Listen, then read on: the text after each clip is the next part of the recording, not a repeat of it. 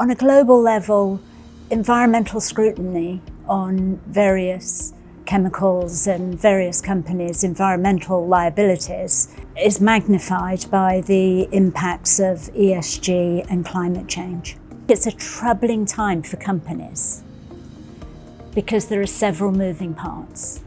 I think the regulatory landscape is a full-time job for many, many companies. They're dealing with so many regulations and so many different regulations. The US is very, very advanced. So in the US, you're looking at regulations by state.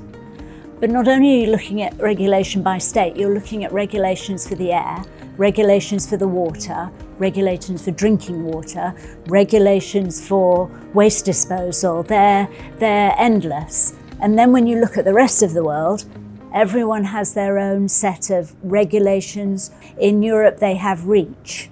Japan has a version of REACH. China has a registry.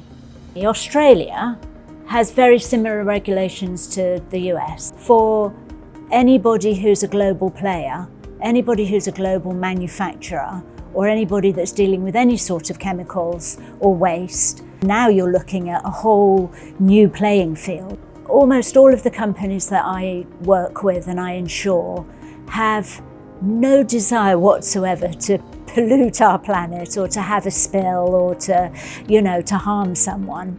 And I think when that does happen, if that happens, it's great to have somebody right there that's able to help you with the cleanup, help you through the legal process, make somebody whole. Our responsibility with our insureds is to talk about what we're seeing, how we feel about this transition to carbon neutral. We see from the perspective of how there could be risk in making that transition and how we can insure them through that transition.